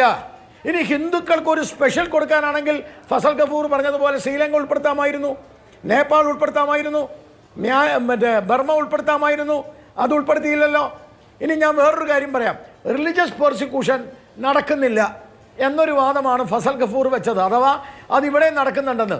ഞാനൊരു കാര്യം ചോദിക്കട്ടെ ഫസൽ ഗഫൂർ, ആദ്യത്തെ നിയമമന്ത്രി ആരാ പാകിസ്ഥാനിലെ? ആദ്യത്തെ നിയമമന്ത്രി ഞാൻ മനസ്സിലാക്കുന്ന അനുസരിച്ച് ജോഗീന്ദ്രനാഥ് മണ്ഡല പാകിസ്ഥാനിലെ ആദ്യത്തെ നിയമമന്ത്രിയാണ്. അദ്ദേഹം എന്തുകൊണ്ടാണ് രാജിവെച്ചത്? രാജിവെച്ചിട്ട് അദ്ദേഹത്തിന് രാജിവെക്കേണ്ടി വന്നു. അദ്ദേഹത്തിൻ്റെ വീട്ടുകാരെയും വീടും തീ കൊളുത്തി. അദ്ദേഹം ഒരു രീതിയിൽ അവിടുന്ന് ഓടി രക്ഷപ്പെട്ടു. അദ്ദേഹം വന്നത് ബംഗാളിലാണ്. 1968 വരെ ആ മനുഷ്യൻ ഇന്ത്യക്കാരൻ. ആ മനുഷ്യൻ പാകിസ്ഥാനിൽ വിഭജനകാലത്ത് പോയി അവിടുത്തെ നിയമമന്ത്രിയായി. തിരിച്ച് അദ്ദേഹം 1968 ഓടി രക്ഷപ്പെട്ട് ഇന്ത്യയിൽ വന്നപ്പോൾ അഭയാർത്ഥിയായിട്ടാണ് അദ്ദേഹം മരിച്ചത്. എൻ്റെ ഒരു ചെറിയ സംശയം ഞാൻ നിങ്ങളോട് ചോദിക്കുകയാണ്. ഇല്ലീഗൽ മൈഗ്രൻസിനെ എങ്ങനെയാണ് നിയമം കണക്കാക്കുന്നത്? ഇല്ലീഗൽ മൈഗ്രൻസിനെ, ഒരു ഇല്ലീഗൽ മൈഗ്രൻറ്റിനെ കണ്ടാൽ എന്ന് പറഞ്ഞാൽ ഇന്ത്യയുടെ പൗരത്വം ഇല്ലാത്ത ഒരാൾ, വേണ്ടപ്പെട്ട ഒരു രേഖയുമില്ലാത്ത ഒരാൾ ഈ കേരളത്തിൽ വന്നാൽ ആ കേരളത്തിൽ അവരെ എന്താ ചെയ്യുക? കോടതി എന്താ ചെയ്യുക? പോലീസ് എന്താ ചെയ്യുക? നിയമം എന്താ ചെയ്യുക? ഈ കൊല്ലത്ത് പിണറായി സർക്കാർ വലിയൊരു സാധനം പറഞ്ഞിട്ടുണ്ട്. അതെന്താണെന്ന് എല്ലാവർക്കും അറിയാമല്ലോ, കോൺസെൻട്രേഷൻ ക്യാമ്പ് പോലെ.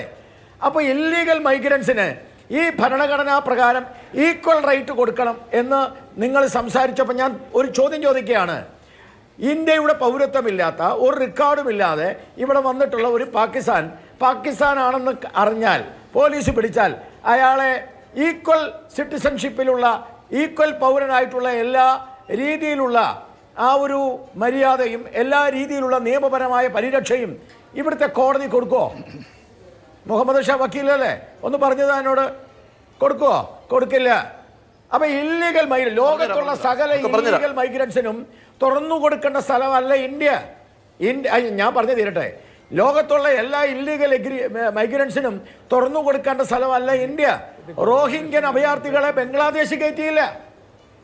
അവർ രണ്ടുപേരും മുസ്ലിങ്ങളാ. ബംഗ്ലാദേശുകാർ തടഞ്ഞു. എല്ലാവരെയും ഇങ്ങോട്ട് വിളിച്ചോ, ഇവിടെ കയറ്റണം എന്ന് പറഞ്ഞാൽ ഭാരതീയ ജനതാ പാർട്ടി വളരെ കൃത്യമായിട്ടുള്ള ചില നിർദ്ദേശം വെച്ചിട്ടുണ്ട്. അത് ഇന്ത്യയുടെ ഭരണഘടനയിൽ പൗരത്വം കൊടുക്കാൻ കൃത്യമായ വകുപ്പുണ്ട്, 6-ാം വകുപ്പ്. അത് തടഞ്ഞിട്ടില്ല. എല്ലാവർക്കും പൗരത്വം കിട്ടും. ഒരാളും അത് മാറ്റിയിട്ടില്ല. പക്ഷെ ഒരു പരിഗണന കൊടുത്തു, ഒരു ചെറിയ പരിഗണന. ഈ പാവങ്ങള്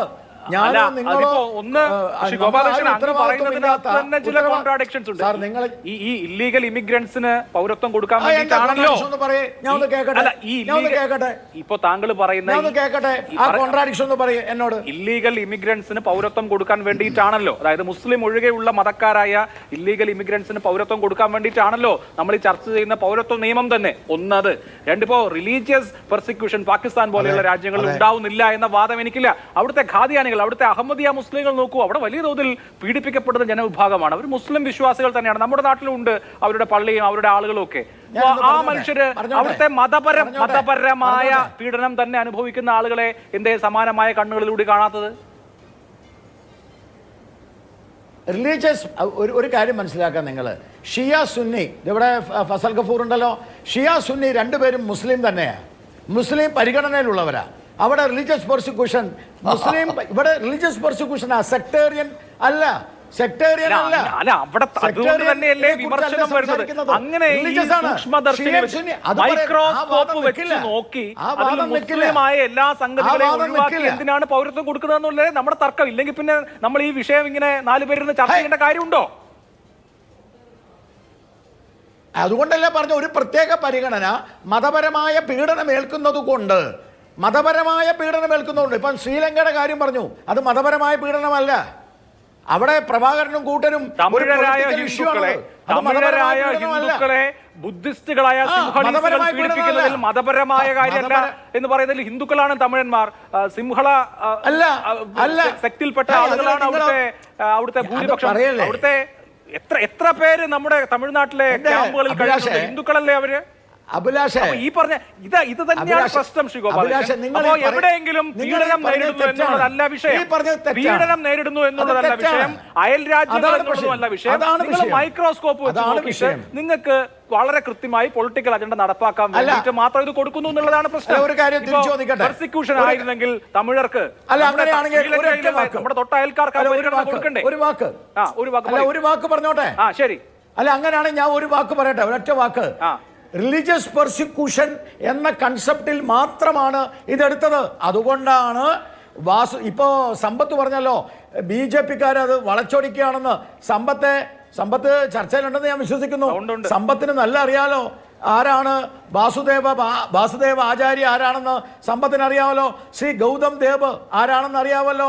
ഈ വാസുദേവ ആചാര്യയും ശ്രീ ഗൗതം ദേവിൻ്റെയും പ്രസ്താവന ഈ പ്രകാശ് കാരാട്ട് കത്തയക്കുന്നതിന് മുമ്പ് നിങ്ങളുടെ കോഴിക്കോട് എന്താ പറയാ നിങ്ങളുടെ കോൺഗ്രസ് നടക്കുന്നതിന് മുൻപ് ഇവരൊക്കെ ഈ മുതിർന്ന നേതാക്കന്മാർ പാർലമെന്റിൽ സംസാരിച്ചത് BJP-ക്കാർ വളച്ചൊടിച്ചതല്ല, പാർലമെന്റ് ബംഗ്ലാദേശിൽ നിന്ന് കുടിയേറിയ വലിയൊരു ബ്ലോക്ക് ഉണ്ടെന്നേ, ഒരുപാട് ആളുകളുണ്ട്. അതിനെ ആർക്കെങ്കിലും ഡിനൈ ചെയ്യാൻ പറ്റുമോ? ശ്രീ മുഹമ്മദ് ഷാ, ഇവിടെ ഉയർന്ന ഒരു പ്രധാനപ്പെട്ട സംശയം, ഇവിടെ നമ്മുടെ സമയം ഒരൊറ്റ സെക്കൻഡ് പറഞ്ഞിട്ട് ഒരു സെക്കൻഡ് ഈ CPM-ന്റെ നേതാക്കന്മാര് 30 സെക്കൻഡും വേണ്ട, 15 സെക്കൻഡ് മതി. CPM നേതാക്കന്മാരും കോൺഗ്രസ്സുകാരും പറഞ്ഞത് മുഴുവനും ബംഗ്ലാദേശിലെ റിലീജിയസ് മൈനോറിറ്റിയാ. ബംഗ്ലാദേശിലെ റിലീജിയസ് മൈനോറിറ്റി മുസ്ലിംസ് ആണോ? ശരി, ഓക്കെ, അത്രേ ഉള്ളൂ. ശരി, പറയൂ ഷാ, പറയൂ. ശരി. അല്ല, ഇപ്പോ പിന്നെ അദ്ദേഹം പറഞ്ഞ ഒരു കാര്യം എന്താണെന്ന് വെച്ചാൽ, അദ്ദേഹം പറഞ്ഞു ഇല്ലീഗൽ മൈഗ്രൻസ് ആയിട്ട് കേരളത്തിൽ ഒരാൾ വന്നു, കേരളത്തിൽ ഒരാളെ കണ്ടു, ഇല്ലീഗൽ മൈഗ്രൻ്റ് ആയിട്ട് കണ്ടു, അയാളെയും മറ്റുള്ളവരെയും തുല്യമായി കാണുമോ എന്ന ചോദ്യത്തിന് അതിന് ഫോറിനേഴ്സ് ആക്ടിൽ ഒരു പ്രൊവിഷൻ ഉണ്ട്. അത് സെക്ഷൻ 14 പ്രകാരം അതൊരു ഒഫൻസാണ്. ആ ഒഫൻസ് ഉള്ളവരെ പീനലൈസ് ചെയ്യാം. അതിന് മതവും ജാതിയൊന്നും ഇല്ല. രണ്ടാമത്തെ വിഷയം, അങ്ങനെ ഒരു ഇല്ലീഗൽ മൈഗ്രൻ്റായ ഒരാൾ ഇല്ലീഗൽ മൈഗ്രൻ്റായിട്ട് തുടരണോ? അവർക്ക് പൗരത്വം കിട്ടാൻ അർഹതയുണ്ടെങ്കിൽ പൗരത്വം കൊടുക്കണം. കൊടുക്കാതിരിക്കാൻ പാടില്ല. അവർക്ക് കൊടുക്കാവുന്നവരാണ്, കൊടുത്തിരിക്കണം. അവിടെ മതത്തിന് യാതൊരു പ്രസക്തിയുമില്ല. അതാണ് പ്രശ്നം. അതിന്റെ മതത്തിന് യാതൊരു പ്രസക്തിയുമില്ല. മനുഷ്യാവകാശമാണത്, മനുഷ്യത്വമാണ്.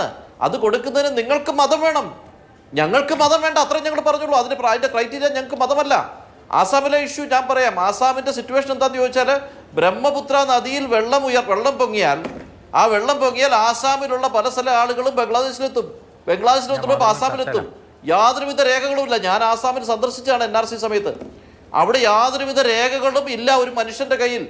അവന്റെ കയ്യിൽ ഒന്നുമില്ലാത്ത ഒരാൾ, അവൻ ബംഗ്ലാദേശിയാണോ ആസാംകാരനാണോ എന്ന് വന്നു എന്നൊരു കണക്കുമില്ലാത്ത ആളുകൾ അവരോട് പറയുകയാണ് രേഖ കൊണ്ടുവരൂ എന്ന് പറഞ്ഞു. എന്നിട്ട് രേഖയില്ല, അങ്ങിൽ നിന്റെ മതം പറയൂ എന്ന് പറയാം.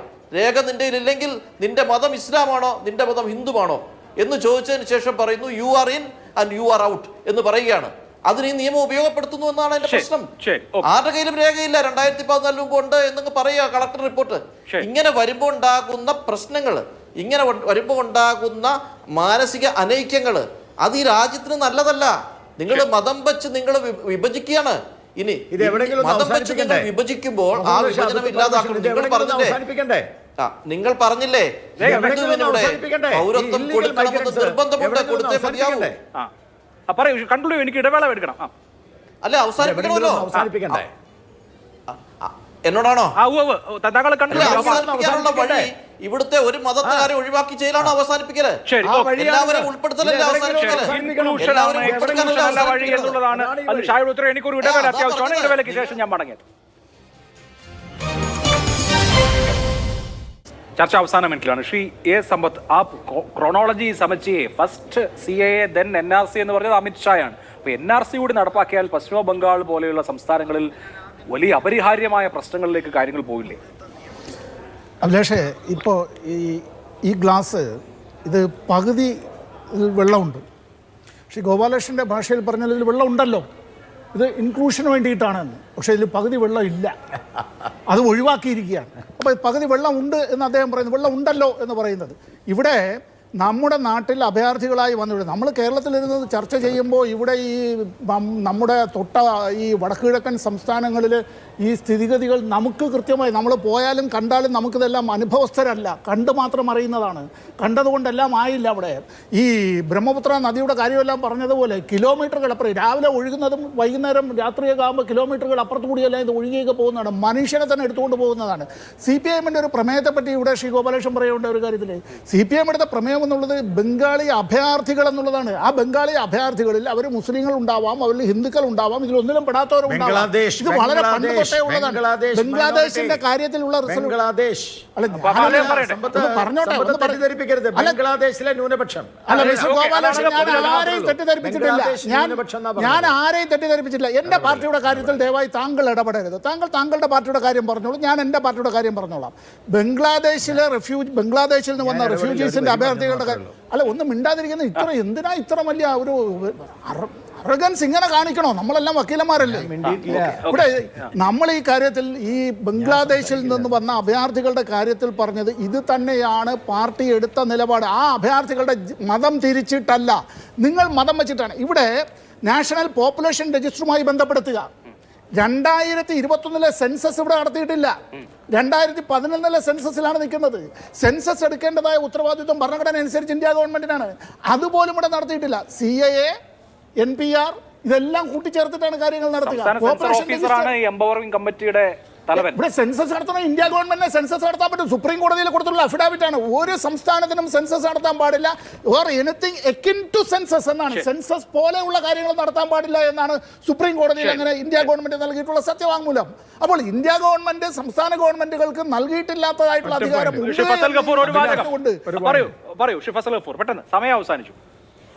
ഒറ്റ വാചകം. ഇത് ബംഗാളിൽ മാത്രമല്ല നടക്കുന്നത്. ഇപ്പൊ ഇന്ന് കെജ്രിവാൾ പറഞ്ഞിട്ടുണ്ട് പഞ്ചാബിൽ നടപ്പാക്കൂലെന്ന്. അതേമാതിരി തന്നെ ഏറ്റവും സിഖ് ഗുരുദ്വാര കമ്മിറ്റി, ശിരോമണി ഗുരുദ്വാര കമ്മിറ്റി പറഞ്ഞിരിക്കുന്നത്, അകാലിദൾ പറഞ്ഞിരിക്കുന്നത്, അവിടുത്തെ അകാൽ തഖ്ത് പറഞ്ഞിരിക്കുന്നത്. അപ്പോൾ അതിന്റെ അർത്ഥം എന്താണ്? ഇതിന് വ്യാപകമായിട്ട് കാണുന്നത് സിഖ് മതത്തിൽപ്പെട്ടവരും അതിൽ ഇടപെടുന്നുണ്ടല്ലോ, അവർ പറഞ്ഞ് നടപ്പാക്കാൻ പറ്റില്ല എന്ന്. അപ്പോൾ ഇതിനെ വെറും ഒരു മുസ്ലിം ഇതായിട്ട്, അതുകൊണ്ട് ഞാൻ പറഞ്ഞത് മുസ്ലിം ഇഷ്യൂ മാത്രമൊന്നുമല്ല, ഇതൊരു പൊളിറ്റിക്കൽ ഇഷ്യൂ തന്നെയാണ്. വളരെ സങ്കീർണമായ ഒരു വിഷയമാണ്. പാടില്ല ഇലക്ഷന് മുമ്പ് കേവല രാഷ്ട്രീയത്തിന്റെ മൂശയിൽ മാത്രം ഒഴുക്കപ്പെടേണ്ടതല്ല എന്നുള്ളതാണ് വിഷയം. വളരെ നന്ദി. എല്ലാ പാനലിസ്റ്റുകൾക്കും സൂപ്പർ പ്രൈം ടൈം അവസാനിക്കുന്നു. നമസ്കാരം.